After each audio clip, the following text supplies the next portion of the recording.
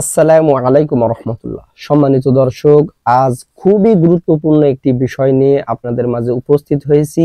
বিষয়টি হলো মহিলারা পারফিউম বা সুগন্ধি জাতীয় কোনো জিনিস তথা ক্রিম, সোনো, পাউডার এই সমস্ত জিনিস ব্যবহার করতে পারবে কিনা।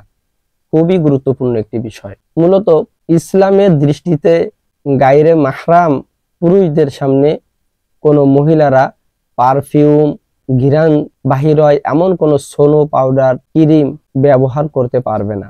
এই সম্পর্কে সুন্দর একটি হাদিস বর্ণিত হয়েছে।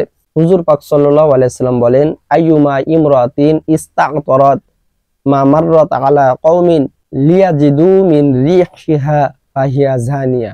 অর্থ হলো, যে মহিলা সুগন্ধি ব্যবহার করে লোকজনের মধ্য দিয়ে গমন করে, ফলে তারা তার ঘিরান পেল, অর্থাৎ ওই নারীর ঘিরান পুরুষদের নাকে গেল, সে মহিলা ব্যভিচারিণী, জিনাকারিণী।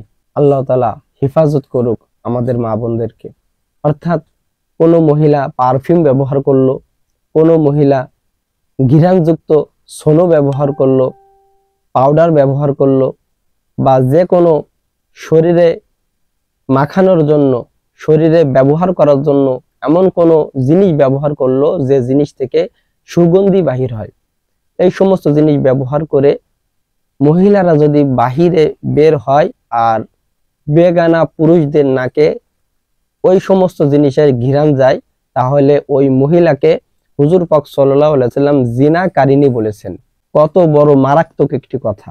এই কারণে মহিলারা শীতকালে সোনো, পাউডার বা অন্য শীতকালীন যে সমস্ত সামগ্রী আছে তারা ব্যবহার করতে পারবে। ব্যবহার করা তাদের জন্য নিষেধ নয়, কিন্তু এইগুলি ঘিরান ছাড়া ব্যবহার করা মেয়েদের জন্য উত্তম হবে। হাদিসের মধ্যে নবী করিম সাল্লাল্লাহু আলাইহি সাল্লাম ইরশাদ করেন, মহিলাদের প্রসাধনী অর্থাৎ শরীরে লাগানোর জন্য যে সমস্ত সামগ্রী আছে, এই সমস্ত সামগ্রী এমন হবে যাতে সুগন্ধি নেই তবে রং আছে। আর পুরুষদের প্রসাধনী এমন হবে যাতে রং নেই তবে সুগন্ধি আছে। এই কারণে মহিলারা এমন প্রসাধনী ব্যবহার করবে যে সমস্ত প্রসাধনীতে রং আছে তবে সুগন্ধি নেই। এই সমস্ত প্রসাধনী মহিলাদের জন্য ব্যবহার করা বৈধ আছে। যে সমস্ত প্রসাধনী ব্যবহার করলে পুরুষদের নাকে যায়, সেই সমস্ত ব্যবহার করা থেকে মহিলাদেরকে বিরত থাকতে হবে।